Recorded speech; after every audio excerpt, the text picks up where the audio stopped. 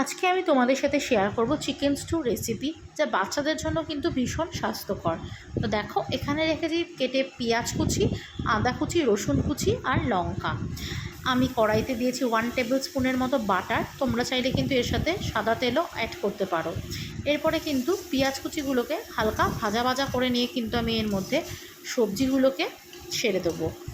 এখানে আমি কী সবজি নিয়েছি: গাজর, বিনস, আলু, পেঁপে। তোমরা কিন্তু এর সাথে ব্রকলিও অ্যাড করতে পারো, শিশুদের জন্য কিন্তু বেশ স্বাস্থ্যকর। এরপরে কিন্তু আমি পরিমাণ মতো নুন আর সামান্য একটু হলুদ দিয়েছি, দিয়ে কিন্তু ভালো করে ভাজা ভাজা করে নেব। আমার মেয়ের কিন্তু বেশ কয়েকদিন ধরে শরীর খারাপ, সেরকম কিছু খেতে পারছে না।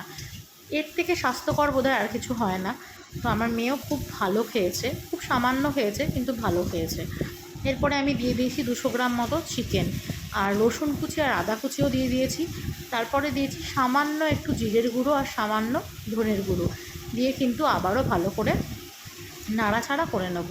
শুধু শিশুদের জন্যই নয়, বড়দের জন্যও কিন্তু এটা খুব স্বাস্থ্যকর।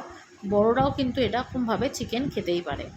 তো চলো এরপরে দেখাই। দেখো, সব মশলা দেওয়ার পরে কিন্তু আমি এরপরে জল দিয়ে 15 মিনিট মতো ঢেকে রাখবো। তোমরা কিন্তু এই পুরোটা প্রেশার কুকারেও করতে পারো, সেটাও কিন্তু খেতে বেশ দারুণ লাগে। এরপরে দেখো, 15 মিনিট মতো ঢেকে রেখেছিলাম। তারপরে কিন্তু নামানোর আগে আমি দিয়েছি সামান্য একটু গোলমরিচ গুঁড়ো। তোমরা চাইলে দিতেও পারো, নাও দিতে পারো। যারা সবে সবে সলিড শুরু করেছো শিশুদের জন্য, যখন তোমরা একে একে সবজি ইন্ট্রোডিউস করবে, তারপরে যখন চিকেন দেওয়া স্টার্ট করবে, তোমরা কিন্তু ছোটো ছোটো শিশুদেরকে 7, 8, 9, 10 মাস তাদেরকেও কিন্তু এটা বানিয়ে দিতে পারো। খুব স্বাস্থ্যকর বাচ্চাদের জন্য। দেখো, আমার চিকেন স্টু কিন্তু রেডি।